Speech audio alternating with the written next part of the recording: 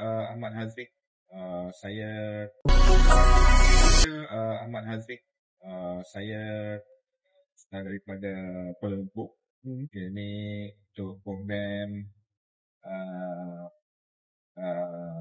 satu program yang kita buat di Penang. Saya sebenarnya menghadiri ini dan saya daripada company. Jadi saya sudah bekerja dengan company agak lama lah. Alright. Lebih daripada 10 tahun. Lepas tu dan saya looking forward lah untuk program team building ni.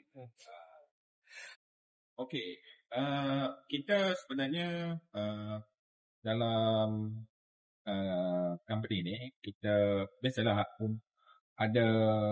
sudah ada team building repo yang dibuat dalam company tu everyday kan yang kita buat. Jadi untuk kita orang kita nak memperkukuhkan lagi lah dengan structure yang diberikan oleh geng media ni. Jadi kita orang melihat pada geng media punya program ni dia agak sesuai dengan match team kita yang ada pelbagai stage and background. Yes. Okay. Saya going to the basic lah yang dia train untuk bagi saya satu basic yang keluar adalah untuk kita dalam team ni. Okay. Out of all yang saya dah berapa hari kat sini, kita more into improve kita punya listening, improve kita punya communication, lepas tu improve kita punya decision making.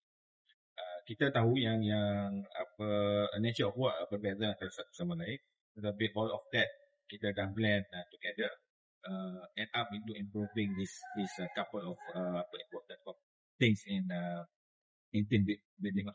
Okay. Kat sini saya yang satu yang membuka minda adalah yang paling best yang saya rasa lah actually di tali. Dari tali sebabnya kita diajar untuk buat suatu benda membetulkan tali itu dan memperfectkan pergerakan. Mengajar kita tentang tentang bagaimana kita nak form tim tu, lepas tu macam mana kita nak kenal tim tu daripada kelemahan apa semua, dan kita nak make the excellence out of the thing. Jadi tali itu agak menarik bagi saya lah. Saya berharap yang program ni boleh bila kita balik nanti dan kita akan ada perbezaan. Kita tak boleh mengharapkan terus perbezaan tu, dan mungkin saya akan rasakan yang tim akan lebih fokus. Lepas tu decision mungkin lebih cepat sikit, dan lebih efisien. Dan kita menggunakan semua team strength yang kita ada untuk mencapai objektif company. 1 ke 10 saya bagi 9.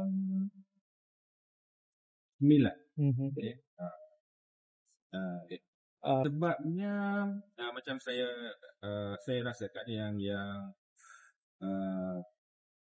kita at the end kita nak dapat satu result yang bagus kan. Jadi kita nak bina team. Saya punya pandangan saya team tu kena bina daripada more creating conflict. Jadinya mungkin dalam team building yang kita ada sekarang susah nak create conflict because kita dah lama. Jadi bila conflict tu di-create lebih banyak, dan kita boleh lagi bina kita boleh move from there, bina lagi strong team. Dia macam orang ada luka lah, dia akan sembuh, dia lagi strong in the future. Jadi membina lebih banyak konflik dan solve lebih banyak.